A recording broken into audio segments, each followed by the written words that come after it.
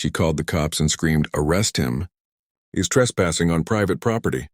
I stood there in my own front yard holding a cup of coffee that was now shaking in my hand. The woman shouting was Mrs. Clark, the self-proclaimed head of the HOA. She stood at the edge of my driveway wearing a visor and holding a clipboard like it was a weapon. Two men in fake-looking uniforms stood behind her, pretending to be cops. I tried to speak calmly. "Ma'am, this is my property. I bought this land 6 years ago." "Don't lie," she snapped, waving a piece of paper. "The HOA board voted last night. You're not allowed here anymore." People started peeking from their windows. I could feel their eyes on me, some whispering, some recording. One of the fake cops stepped forward. "Sir, you need to step off this property now." My heart raced. They really thought they could pull this off. I looked at their badges and cheap plastic, wrong county seal. My instincts told me to play along just to see how far they'd go. I raised my hand slightly. "So you're saying I can't walk on land I paid for?" "That's correct," Mrs. Clark said smugly. "The HOA has full authority here. You violated several community rules. You're done." I could have ended it right there, told them who I really was. But I didn't. I wanted to see her fall into her own trap. I sighed and took a step back. "All right, if that's how it is. Let's do everything by the book." Her grin widened. Finally, some sense, but she didn't know, and the book she was talking about was one I wrote the laws for, because I wasn't just another homeowner. Was Judge Daniel Hayes, and this HOA queen just declared war on the wrong man. The so-called cops escorted me off my own lawn while Mrs. Clark strutted behind them like she'd just won something. I didn't argue. I let her talk, let her record herself saying every word. "You're banned from this community until further notice," she shouted, her voice cracking with excitement. I turned around once and smiled. "You sure you want to go through with this, Mrs. Clark?" She folded her arms. "Absolutely. You'll regret buying property here." I nodded slowly. "We'll see." As I walked down the street, neighbors whispered to each other. Some looked scared. Others looked entertained, like this was just another HOA drama to gossip about. But one man, an older veteran named Mike, caught up with me. "Dan, she's been doing this to everyone," he muttered. "Last month she got a single mom evicted because her curtains were the wrong color." I clenched my jaw. "She acts like she owns the county. She's got connections," Mike warned. "Or at least she says she does. People are too scared to fight back." That night I opened my old briefcase. Inside were legal files, property deeds, and something more powerful than all her fake authority. Proof. I bought the land outright. No HOA had jurisdiction here. She'd filed fake documents, made up violations, and now she'd impersonated law enforcement. The next morning, I went to the courthouse, quietly, without telling anyone who I really was. My assistant looked up when I walked in. "Judge Hayes, you're here early." "Not as a judge today," I said. "As a man dealing with fraud." I filed a complaint, attached the footage, and set a date. I didn't want revenge.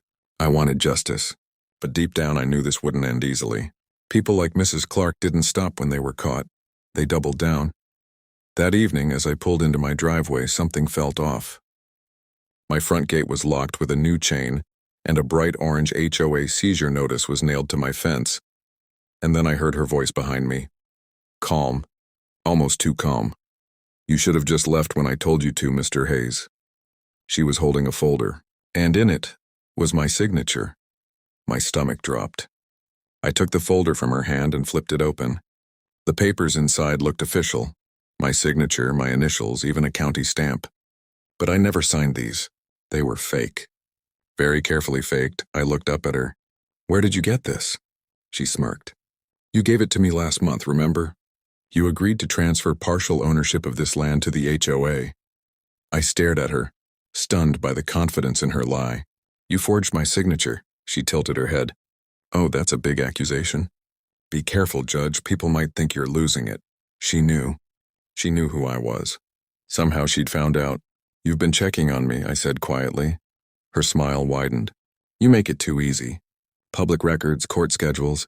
You're a big man in a small town. I like knowing who I'm dealing with." For a moment I said nothing. Just the sound of the wind and the creak of the new lock on my gate. Then I asked softly, "You really think you can fake documents and get away with it?" She shrugged. "I already have. The HOA trusts me. The sheriff's office owes me favors. You'll be out before you know it. I took a step closer. You have no idea what you just stepped into. She laughed, an ugly, sharp sound. You talk big for a man standing outside his own fence. I didn't answer. I just walked away, slow and calm, back to my truck. She thought she'd cornered me. She thought she'd taken everything. But what she didn't know was that the moment I touched that forged paper, my truck camera, the same one used in county patrol cars, had already scanned it. Within seconds, the metadata was being sent to a forensic document lab in the city. By midnight, I got the call. Judge Hayes, that signature isn't yours, the expert said. It's a digital composite. Someone lifted your signature from an old court order. I hung up and stared at the dark sky above my house. She'd crossed the line. Criminal fraud, impersonation, forgery. The next morning, I showed up at the HOA meeting uninvited. Everyone went silent when I walked in. Mrs. Clark tried to stand tall, holding her clipboard like always. Mr. Hayes, she began coldly, you're trespassing again. I smiled faintly. Actually, not today. Then I dropped the folder on the table. Inside, the forensic report, timestamps, and a video of her handing me the fake documents. Her face turned pale. Where did you... I cut her off. You wanted to play legal games, Karen? You picked the wrong judge. The room froze. No one even breathed. You could hear the ceiling fan hum over the silence. Mrs. Clark's smile cracked, her eyes darting from the folder to the faces around her. The rest of the HOA board shifted uncomfortably, suddenly unsure whose side to take. I leaned forward, keeping my voice calm but sharp. You filed fake ownership papers. You impersonated law enforcement. You locked a federal judge out of his own property. You understand what that means, right? She tried to laugh it off. You can't prove anything. Everyone here saw you get violent. Violent? I repeated, cutting her off. Funny you say that, because my security cameras caught everything. Every word you said. Every fake badge. Every threat. Her lips parted, but no sound came out. I turned the screen of my phone toward the board. The video played. Her voice filled the room. Arrest him! He's trespassing. Followed by her smirking face as she waved the fake notice. The older man at the table, the HOA treasurer, rubbed his forehead. Linda, you told us the police were real. They were. She snapped, panic breaking through her voice. They said they were officers. I interrupted softly. They weren't. They were contractors from your cousin's security company. You paid them cash. Everyone turned to her. She stepped back, cornered. You can't just walk in here and... I can, I said quietly. Because I signed the order this morning. I placed another document on the table. A court-issued warrant. The county seal gleamed in the fluorescent light. You're being investigated for fraud, impersonation, and harassment under state law. Someone gasped. A woman from the board whispered, "Oh my God." Mrs. Clark's hands trembled as she pointed at me. You can't do this to me. This is my community. I looked straight into her eyes. You mean our community, the one you've been abusing for years. She grabbed her purse, muttering, I'll call my lawyer. I took a step forward. You already did. He quit this morning when he saw the evidence. The officers, real ones this time, and walked in. She froze. The same neighbors who once peeked from behind their curtains now stood at the doorway, watching her being handcuffed. The irony didn't need words. As she was led out, she turned her head toward me. You think this makes you a hero? I met her glare with a calm stare. No, it just makes me the owner of my own land again. The crowd outside clapped softly. Mike, the veteran neighbor, nodded at me. Told you she'd slip up, Judge. I smiled faintly. She didn't slip, Mike, she jumped. But deep down I knew something still didn't add up.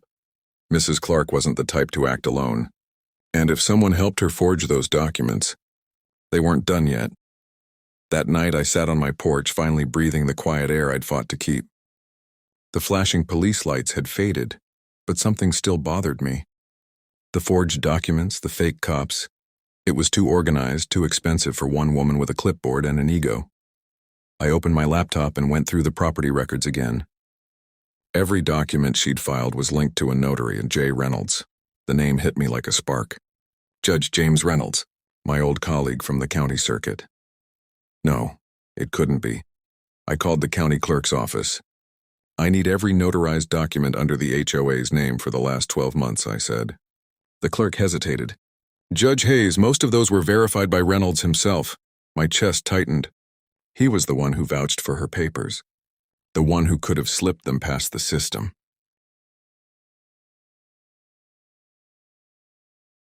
A storm started rolling in, thunder growling over the hills as I drove straight to his house. He lived just outside town in a fancy estate built on land once owned by the same developer who started the HOA. Coincidence? Not a chance. He opened the door in a robe, looking more annoyed than surprised. Dan, to what do I owe this visit? You notarized fake documents, I said flatly. Linda Clark forged my signature and your stamps on it. He chuckled, the kind of laugh that hides something dirty. Oh, come on. You think I have time for HOA paperwork? You had time to verify property transfers that gave her control she never legally had. He leaned against the doorway. She paid me to check signatures, not to ask questions. You of all people should know the system runs on trust. No, I said. It runs on accountability. He sighed, stepped closer, his tone changing. Dan, walk away from this. You've already embarrassed her, isn't that enough? You dig deeper and you'll find names that won't like being found. I met his stare. You mean your name? His eyes flickered, and just for a second. Enough to confirm everything. Before I left, I looked around his porch. Expensive car, new gate, fresh paint. HOA money, most likely. When I got back home, I found a black SUV parked across the street. Tinted windows. Engine running, watching. I walked up to my door slowly, pretending not to notice. My phone buzzed, an unknown number. One message. Stop digging, Judge. Next time we won't just lock your gate. I stared at it, cold and calm. They thought they could scare me. But I wasn't scared. I was ready, because this wasn't about HOA power anymore. It was about corruption that ran all the way up the courthouse steps, and I was done playing defense. The next morning, I didn't go to court. I went straight to the sheriff's department. Sheriff Cole, an old friend from my early law days, met me in the hallway, his brow already furrowed. Dan, I heard about last night, he said quietly. You sure you want to push this? HOA stuff gets messy when money's behind it. I placed my phone on his desk and hit play. The text message, the threats, and the audio clip I'd secretly recorded at Reynolds' house. His face darkened with every second. This isn't just HOA corruption, Cole. This is a network, I said firmly. Fake cops, forged signatures, real judges, and it's all tied to that land. He nodded slowly. You leave this with me. I'll start digging. But I shook my head. No, this time I'll dig with you. By noon, we had a small team combing through records. Every road led back to one name. Northfield Development Group, the company that built half the houses in our county. Turns out Mrs. Clark wasn't just an HOA president. She was a silent partner. The fake seizures she issued, they were land grabs, legal-looking takeovers disguised as community violations. Damn, Cole muttered, flipping through photos of signatures. They were prepping to flip this whole block and resell it under new zoning permits. You were just the first big piece in the way. It all made sense now, the intimidation, the forgeries, the threats. But what they didn't expect was that one of their targets could see right through the paperwork. That night I returned home to find my security cameras offline. Every feed dead, the locks on my back door scratched. Someone had been there. I drew my gun, stepped inside quietly. The house was empty, except for an envelope on my kitchen table. No name, no stamp. Just one line inside. You're not the only judge involved. My pulse jumped. The message wasn't a warning, it was a confession. Someone inside the courthouse was working with them. I looked out the window. That same black SUV was back. Engine running, lights off. I turned on my porch light and stared right at it. Come on then, I muttered under my breath. For the first time in years, I wasn't thinking like a judge. I was thinking like a man whose justice had been stolen. They wanted to play dirty? I'd show them what real power looked like. The lawful kind. Because if they thought Mrs. Clark was the end of this story, they hadn't met the man who writes the verdicts. By sunrise, I was already in my chambers, not to hold court but to prepare for war. The courthouse was quiet, the kind of silence that hides secrets. I locked my door, opened my laptop, and started tracing every ruling, every permit, every property transfer that had passed through Judge Reynolds' desk in the last 2 years. There it was. A pattern. Each seizure approved by the HOA had been fast-tracked through his courtroom, rubber-stamped without hearings, without notice to the owners. And the beneficiaries? The same Northfield Development Group. He wasn't just helping them. He was them. Before I could print the files, my office phone rang. Unknown number again. I let it go to voicemail. Then I heard the message play, my own voice cut and spliced to sound like I was admitting guilt. Yes, I signed the transfer myself. It was legal. My stomach turned cold. They'd gone after my name. Within an hour. That clip was online, shared in HOA chat groups, local forums, even a news post titled "County Judge Caught in Property Fraud Scandal." They hit fast, dirty, and public. By afternoon, reporters camped outside my home. Cameras flashing, microphones waving. "Judge Hayes, do you admit to signing the illegal deed?" "No comment," I said, pushing past them. I wasn't going to fight this in the street. Inside, Mike was waiting, the old vet neighbor. "They're trying to bury you, Judge," he said, holding a flash drive. "What's that?" I asked, footage from last night. My doorbell cam caught that SUV. 2 guys in suits, one carrying a briefcase. "They went behind your house at 2 a.m. I plugged it in. The video was grainy but clear enough. One man was Reynolds, the other, someone higher up, a senator. Now it made sense. The land wasn't just valuable. It sat over a planned development site for a new interstate project. Billions in contracts, and they needed my property gone to start construction quietly. "They're framing me," I muttered, "trying to make me resign before I can expose them." Mike nodded grimly. "So what's the move?" I looked at him, steady and cold. "We go public, but not with words, with proof." That night, I sent every file, video, and document to a single person I trusted, a federal prosecutor I'd mentored years ago, along with one message: "If anything happens to me, release everything." I closed my laptop, exhaled, and looked out at the street. The SUV was gone. The night felt too still. Then my phone buzzed again. Another message. "You think the law will save you, Judge?" "We own it." I smiled faintly, typing back just one line. Not for long. The next day, the storm finally broke. Not in the sky, but in the news. Every channel, every radio host, every local feed was talking about it. Corruption ring tied to county judges and HOA board exposed by insider leak. The leak I'd sent to the prosecutor had gone national overnight. The documents, the footage, the voice forensics, everything was out. The clip they'd used to frame me was proven to be AI generated within hours. Reynolds's notary records were exposed as fraudulent, and the senator's name hit the headlines like a hammer. By noon, my courthouse was surrounded again, but this time no one was accusing me. Reporters were shouting questions at them. I stood at the window watching as federal agents led Reynolds out in handcuffs. Mrs. Clark was already behind bars, her smug face gone pale on the TV screen. The senator's office had gone dark, no comment flashing across every broadcast. Sheriff Cole called me from his cruiser. "Dan, it's over. They're done." I shook my head slowly. "No, Cole, it's just starting." Because justice wasn't just about punishment, it was about setting things right. And a lot of people had lost their homes because of that fake HOA scam. So I called an emergency county hearing, the biggest one we'd ever held. Hundreds of residents filled the room. Single parents, veterans, families who'd been bullied and fined into submission. When I stepped up to the bench, the room went silent. "I know many of you lost more than money," I said quietly. "You lost trust. You lost peace in your own homes. That ends today. Every HOA fine, every illegal seizure, every forged violation overturned. Every penny taken, ordered to be repaid by Northfield and its partners." The crowd erupted in applause, some crying, some hugging. Mike stood in the back, arms crossed, smiling proudly. Later, when the cameras died down and the hall was empty, I sat alone at my bench, staring at the seal of justice carved into the wood. I'd spent years believing the system could fix itself, but it only works when someone's brave enough to fight inside it.